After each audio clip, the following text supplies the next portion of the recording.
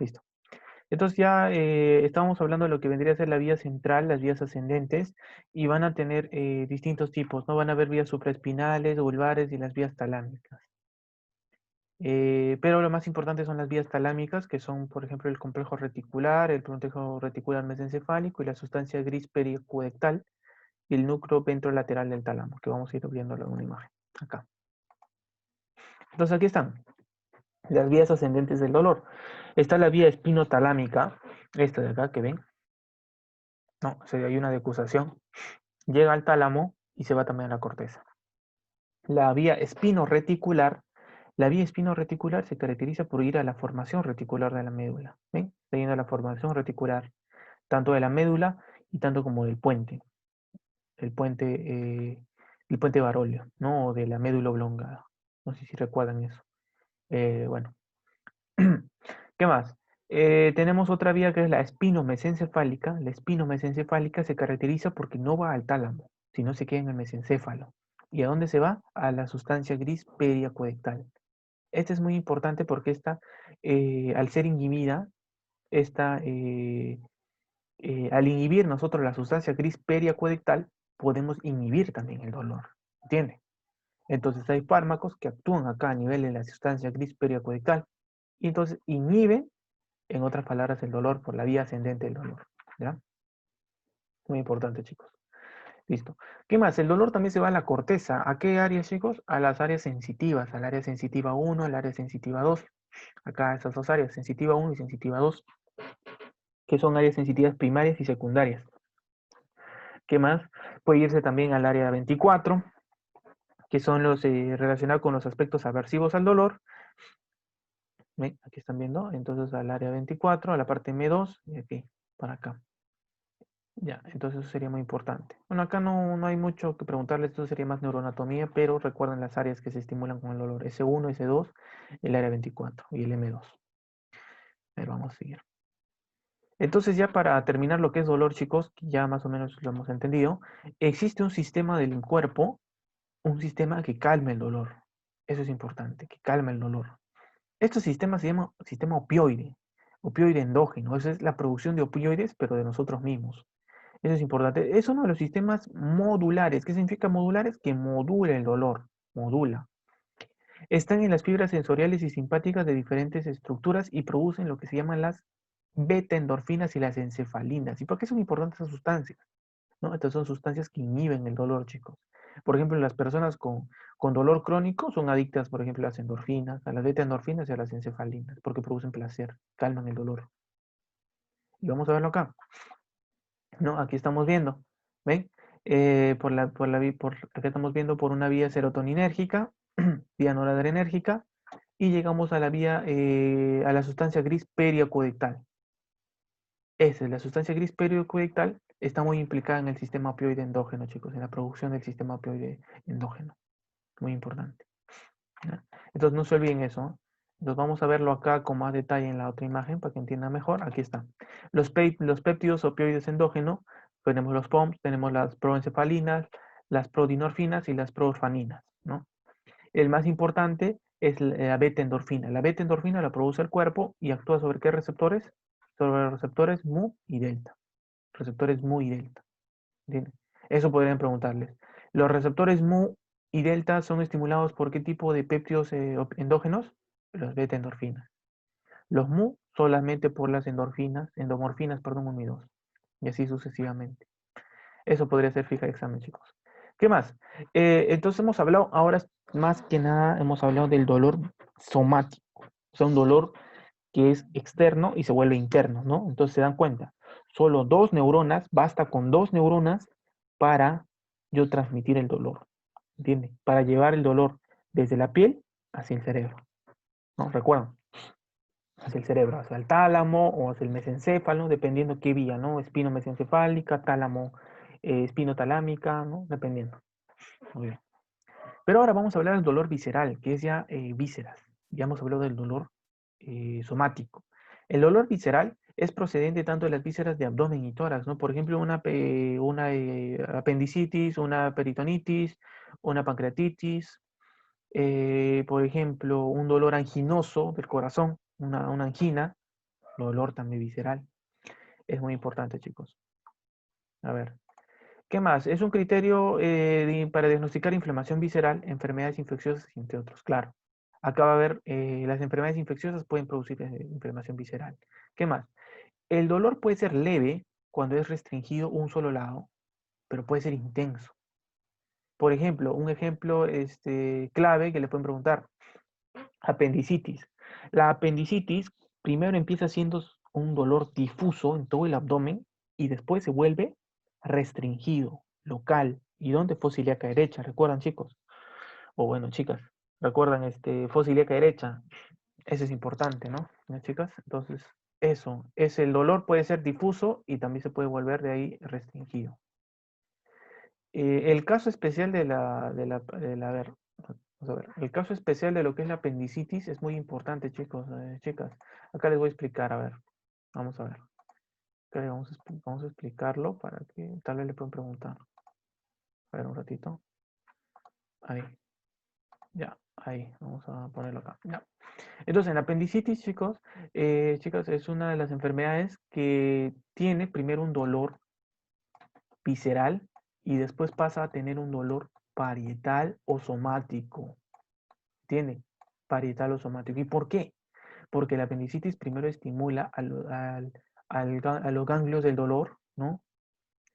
No recuerdo bien, recuerdan el ganglio mesentérico, ¿no? Todos los ganglios mesentéricos, la parte nerviosa mesentérica, estimula y por eso se produce primero un dolor difuso de abdomen, después, a nivel del mesogastro, que se irradia todo el abdomen. Después de unas horas, el dolor se irradia ¿a dónde? A la fosa ilíaca derecha. Fosa ilíaca derecha. Pero no cualquier parte, sino la parte parietal. O sea, la parte del peritoneo, la parte muscular, toda esa parte. ¿Entiendes? Entonces, de ser visceral se vuelve parietal, o sea, somático. Esa es una característica, por ejemplo. Ese es un dolor, por ejemplo, que era visceral, se volvió somático. ¿No? Ese es un ejemplo práctico, ¿no? Práctico, chicas, para que sigan bien. Entonces el dolor visceral, como ya les dije los ejemplos, ¿no? La isquemia del corazón, por ejemplo, los estímulos químicos también producen los espasmos de las vísceras huecas. Los espasmos son las contracciones, ¿no? Por ejemplo, ¿cuáles son las vísceras huecas? El intestino, el colédoco es otra víscera hueca, eh, la vesícula biliar, el uréter, estimulación mecánica también de nervios. Ahora, acuérdense esto, ¿ah? ¿Cuáles son los lugares donde tenemos el dolor tipo cólico? El dolor tipo cólico se da en las vísceras huecas. Muy importante, lo van a ver seguro en semiología cuando ya pasen a medicina 1. Por eso existe cólico intestinal. Por eso existe cólico coledociano o del colédoco. Cólico biliar. Cólico ureteral. ¿No? Unen la palabra cólico con estas cosas. ¿Qué significa? Que son vísceras huecas las que están doliendo. ¿Tiene? Y es por receptores. Hay nervios terminales a nivel de esas vísceras huecas que captan esa estimulación mecánica, ese aumento de presión, esa dilatación y duele. Por eso es que duele. Y aquí están viendo el dolor visceral y el dolor referido. Es porque cuando yo, por ejemplo, me da un infarto, me duele lo que es el pecho, ¿no? El pecho, el brazo izquierdo, ¿no? El brazo izquierdo, también el cuello, la mandíbula, por ejemplo, en el infarto. ¿Por qué? Porque esa vía, por ejemplo, imagínense acá no es el intestino, es el corazón, el que está lesionado. Entonces, esa vía, por ejemplo, imagínense acá es un paciente obeso, fumador, con todos los factores de riesgo cardiovasculares, y está teniendo una angina, que no sea un intestino, que sea un corazón, tiene una angina. Acuérdense que la angina, pues todavía no lo manejan tal vez, es el dolor por la isquemia. Isquemia es pues cuando no llega oxígeno, y cuando no llega oxígeno hay dolor, porque los músculos no se pueden relajar y se contraen. Entonces, ese corazón que está doliendo empieza a transmitir ese dolor primero al soma, ¿no? ¿Recuerdan? Sale otro axón y llegan al asta dorsal. Acá está ya la segunda neurona. Y siguen una vía del dolor, por ejemplo, de la columna anterolateral. Ahora, había otra vía que está tranquilita, que nadie le está estimulando, que por ejemplo este es un nociceptor que está, por ejemplo, a nivel del brazo izquierdo. Nadie le molesta. Pero cuando esta vía pasa por acá, como comparten la misma vía de ascenso, al irse por la vía de ascenso que también usa la otra vía, la estimula. Y es por eso que a mí doliéndome el corazón, también me duele la piel. O sea, la piel o esa parte de los nociceptores del brazo, de la mandíbula, del cuello, porque comparten una misma vía de ascenso, ¿entiendes? Y al yo estimular esa vía de ascenso, yo estimularla, el cerebro hace consciente de que me está doliendo a más partes, que me está doliendo el corazón y que me está doliendo también el brazo, ¿entiendes? Por la misma vía. ¿Esa parte me dejé entender? ¿Sí?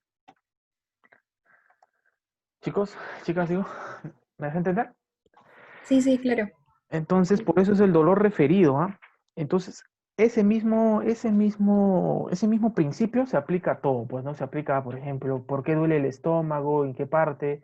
¿Por qué cuando me duele, por ejemplo, el hígado, me duele el hipocondrio derecho? La piel, no solo el hígado, el mismo hígado, la piel del hipocondrio derecho. Por ejemplo, el ombligo, ¿no? Acá también, por ejemplo, en el apéndice, ¿no? Son por las vías del dolor que estén estimuladas. Muy bien, y ya para acabar tenemos la hiperalgesia, que es una patología donde la vía nerviosa está demasiado excitable, a un aumento de sensibilidad, un aumento de la transmisión sensitiva.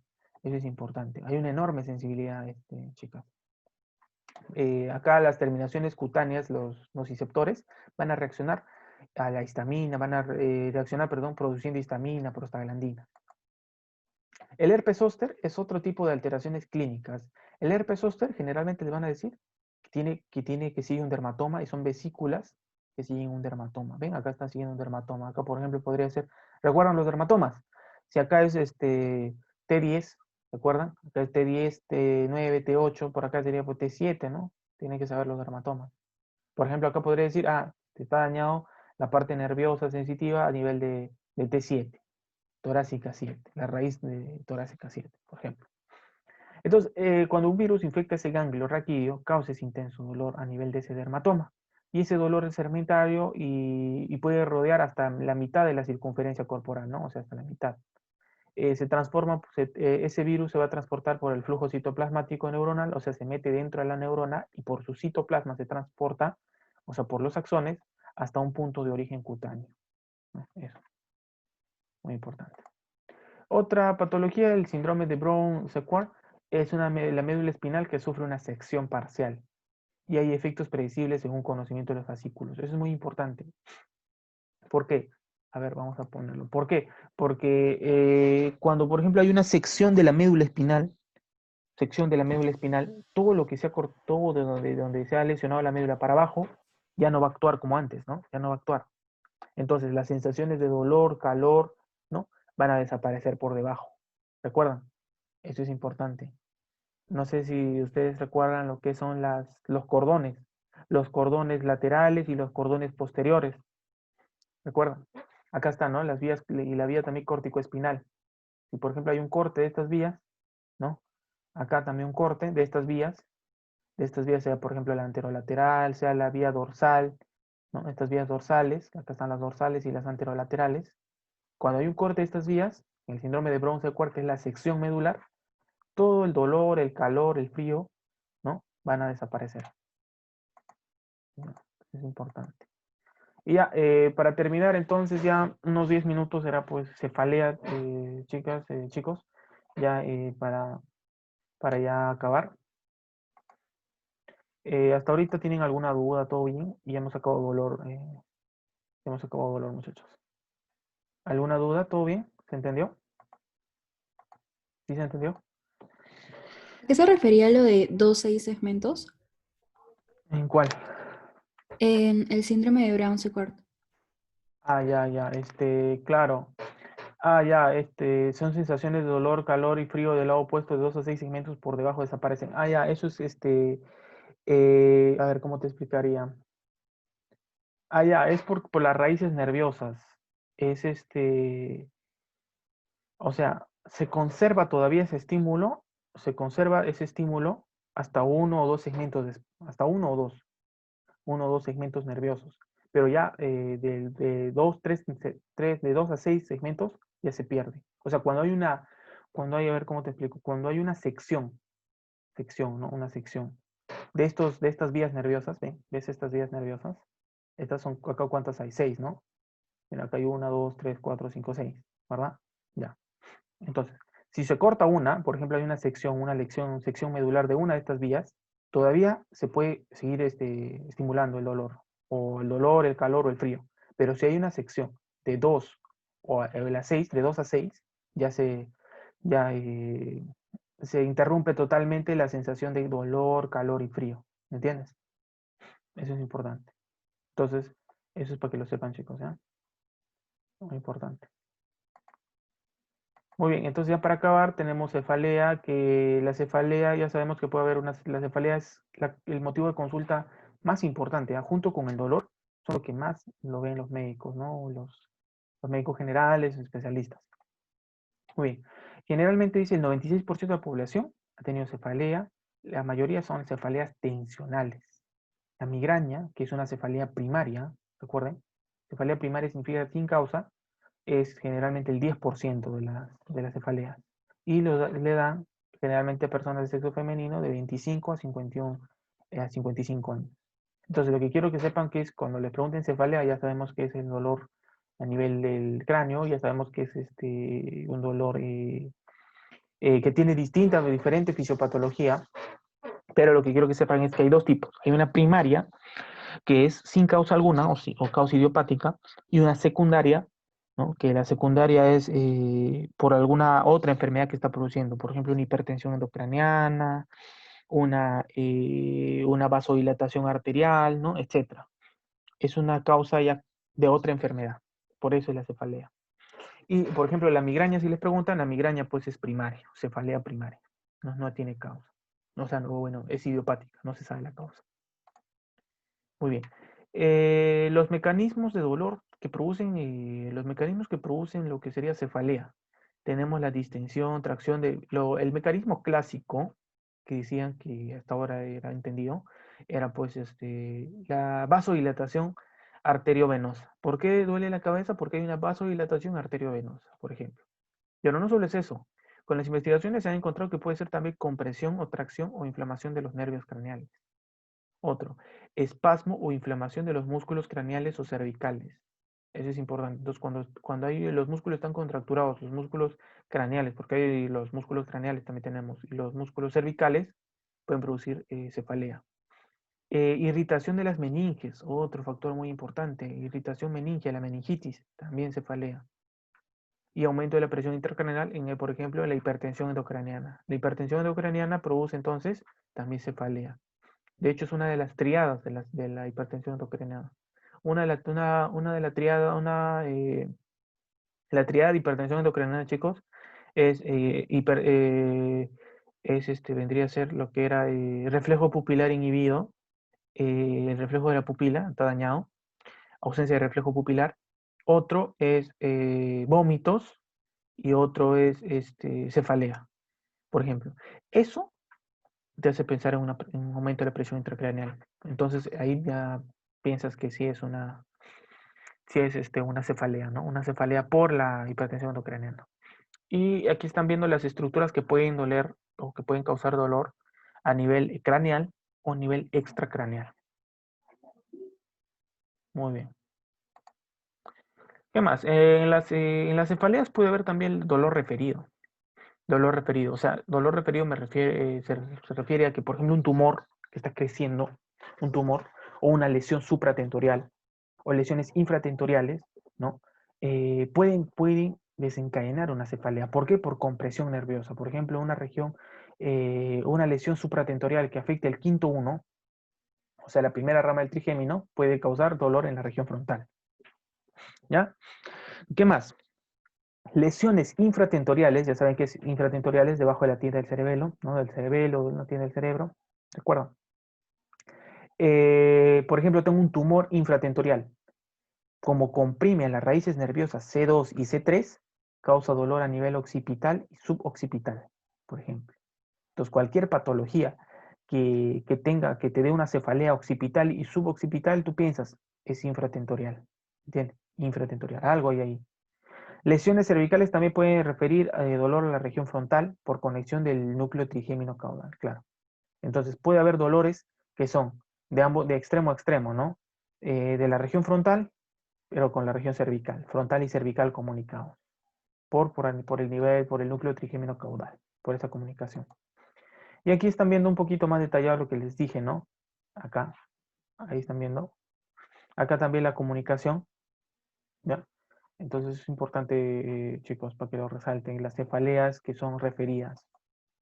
Muy bien. ¿Cuáles son las indicaciones para que nos hacen pensar a nosotros que esa cefalea necesita una evaluación y que no es un simple dolor de cabeza más? Es que, por ejemplo, sea un paciente adulto mayor, que sea, por ejemplo, papiledema es edema de papila, ¿no? Para que lo revisen. Cambio en el estado mental, ¿no? Por ejemplo, una cefalea con trastorno del sensorio no es normal. ¿Qué más? Cambio en el patrón del dolor de cabeza o que sea un dolor de cabeza progresivo.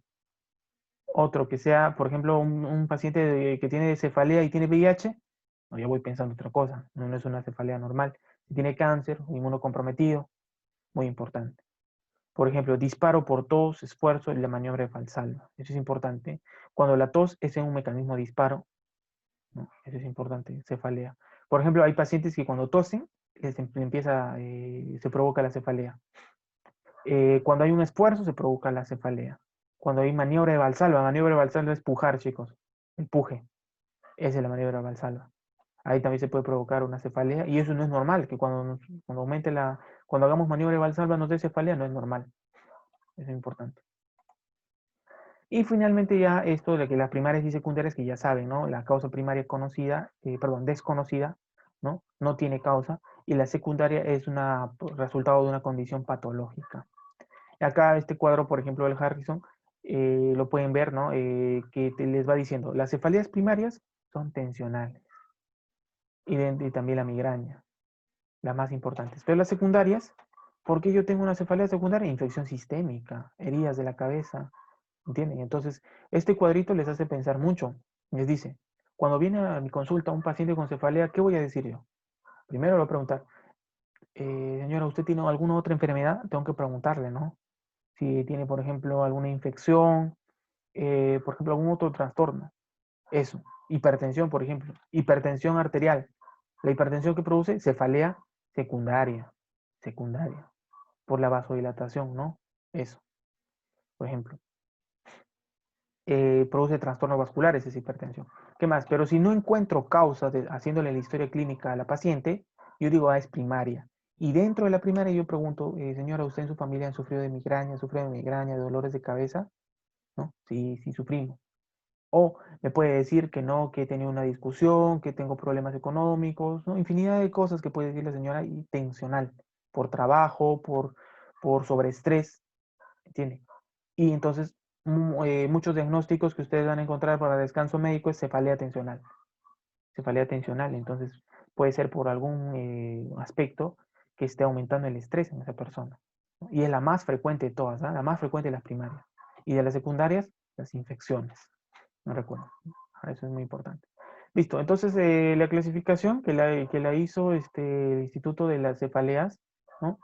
Dijo que el diagnóstico es incierto, ¿no? Pero la dividió, ¿no? O puede ser migraña, o puede ser cefalea tensional, o puede ser cefalea del trigémino autosómica. Eso es importante. Puede ser cualquiera de estos números, ¿no? El primer número, ahí se encuentran estos tres tipos. Entonces, lo que nos dice, pues, este ente nos dice que la mayor parte de todas las cefaleas es migraña y cefalea tensional, chicos. Eso.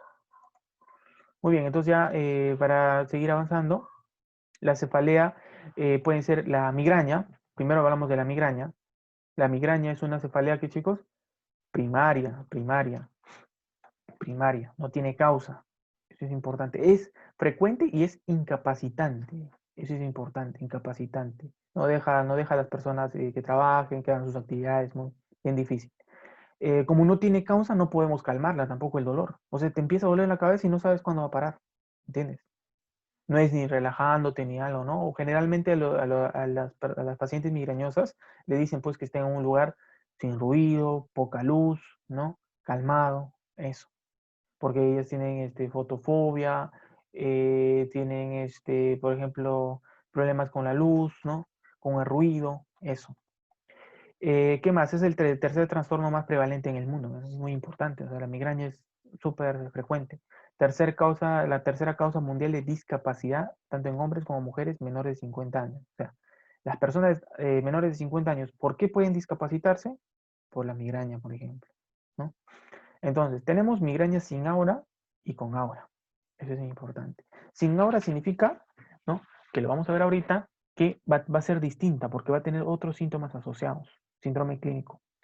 En cambio, lo con aura van a tener ya focalización, lo que se llama focalización. Eso es importante, focalización. Vamos a revisar con mayor detalle. Muy bien. Entonces, hay otra migraña también que es la migraña prodrómica, que es días o horas antes de la cefalea, y otra fase, y que viene con una fase resolutoria. Eso es importante. O sea, la migraña, chicos, es lo que quiero que se acuerden, es que no es continua, es discontinua. O sea, puede empezar, calmar, y otra vez regresa. Bien. Ese es, por ejemplo, puede tener una fase prodrómica, es cuando antes de que te duela, y una fase resolutoria.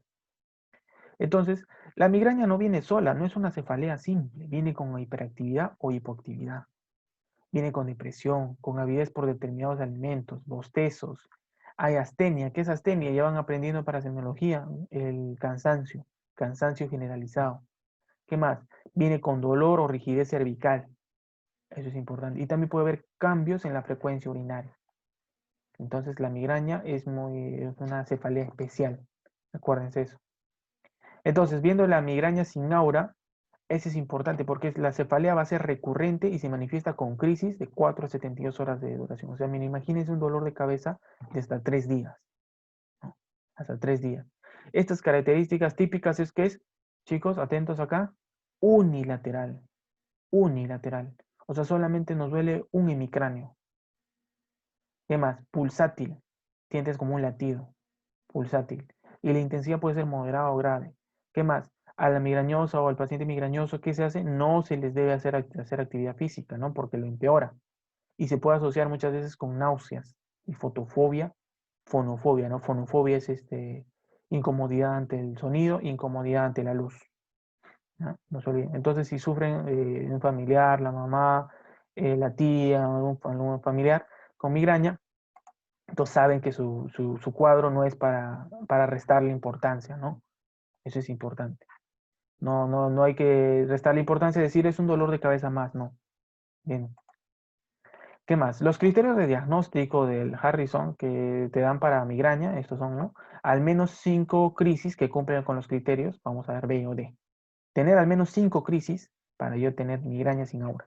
Por ejemplo, cefalea que haya durado de 4 a 72 horas. Otro, que la cefalea sea unilateral, o sea pulsátil, o sea moderado o grave, o impide, o que empeora o impide la actividad física habitual. Por ejemplo, una cefalea que no me deja subir escaleras, que no me deja caminar, esa es una, por ejemplo, puede ser una migraña.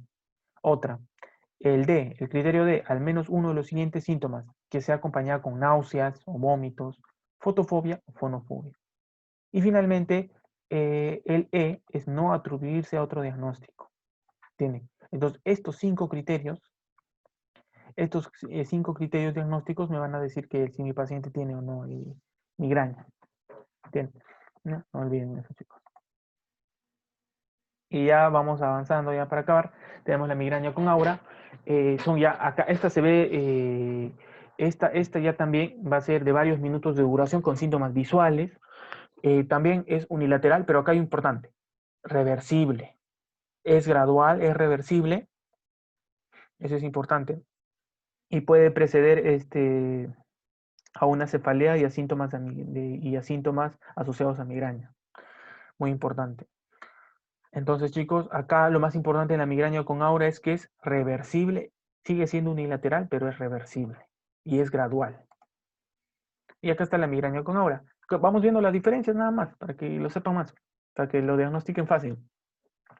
Por ejemplo, que al menos 5 crisis, lo mismo, ¿no? Veo que cumplan los criterios de B y C. ¿Qué criterios hay en B y C? Que tengan criterios visuales, que haya alteración visual, sensitivo, de lenguaje, o al menos 3 de las siguientes 6 características, que sea propagación gradual, ¿no? O sea, ¿qué dice? Que al menos uno de los síntomas de aura dure mayor o igual a 5 minutos. Otro, que tienen 2 o más síntomas de aura, y 3, que cada síntoma de aura tiene una duración de 5 a 60. Es un poco engorroso estos chicos, pero tienen que aprenderlo. Puede ser motivo de pregunta, que les digan que diagnostiquen migraña con aura. Entonces lo que yo les recomendaría es que lean los cuadros, pero comparando. Comparen este cuadro sin aura con este cuadro con aura, para que puedan entenderlo mejor. Y ya para acabar, chicos, por cuestiones del tiempo, el tratamiento pues para una cefalea es los AINES, los analgésicos, antieméticos también. ¿Por qué? Porque hay vómitos, ¿no? Muchas veces puede haber vómitos, corticoides. Eso es muy importante, chicos. Entonces, vamos a ver acá los más usados. Vamos a ver acá los fármacos más usados. También puede haber tratamiento preventivo, ¿no? Preventivo. Eso es muy importante, el preventivo. A ver, chicos, entonces, por ejemplo, el tratamiento preventivo es cuando una cefalea es de más de 6 días, con deterioro por lo menos de 4 días, causando discapacidad por 3 días, a pesar del tratamiento abortivo. Eso es importante. Por ejemplo, a ver, les explico. Cuando yo tengo una cefalea de más de 6 días de duración y hay un deterioro, o sea, hay un deterioro de la vida social, no puedo realizar mis actividades siquiera 4 días y estoy incapacitado 3 días, ahí se tiene que dar tratamiento preventivo. ¿Qué es tratamiento preventivo? Dar antes que se produzca la migraña, ¿entiende? Dar el medicamento antes que se produzca la migraña. Por ejemplo, el propanolol, el metoprolol, ¿no? Acá están viendo la dosis. Y, por ejemplo, ¿qué puede evitar estos medicamentos? Puede evitar una migraña con aura, ¿no? Acá también el atenolol, estos son los beta block, ¿no? Recuerdan los beta block. El topiramato, el hipaturato sódico, la mititilina también. Entonces no olviden esos, chicos, esos fármacos. Y finalmente, ya para acabar, la cefalea tensional. La tensional les dije que era la más frecuente, más en mujeres. ¿Cómo sabemos que es tensional? Porque hay dolor muscular también, hay contractura muscular. Y acá el tratamiento son con los AINES, paracetamol, por ejemplo, y otros. Para la prevención, porque no para el tratamiento, para la prevención pueden ser antidepresivos y SIRS, ¿no? Inhibidores de la recaptación de la serotonina. Eso también para que no olviden, chicos. Ese es, por ejemplo, la cefalea tensional, ¿no? Aquella paciente que el dolor es donde, más en la parte frontal, por ejemplo, en la parte frontal, en la occipital, también la temporal. Eso es importante. La parte del dolor. Muy importante, chicos. A ver, ¿qué más? Si están viendo acá, si leen acá, es un dolor recurrente, intermitente. Vamos a acercarlo un poquito para que vean, ¿no? Intermitente, recurrente. ¿Qué más? Que puede doler en la parte posterior, en la parte del cuello, ¿no? Comúnmente es descrito como un dolor en banda, como un dolor en banda. Eso es importante. La cefalea tensional también puede causar disrupción del sueño. Por ejemplo, dolores de cabeza, ¿no? Headache ocurren, por ejemplo, entre las 4 y 8 de la mañana, por ejemplo, o 4 y 8 de la noche. ¿Ven? Hasta la hora puede ser muy importante para el diagnóstico.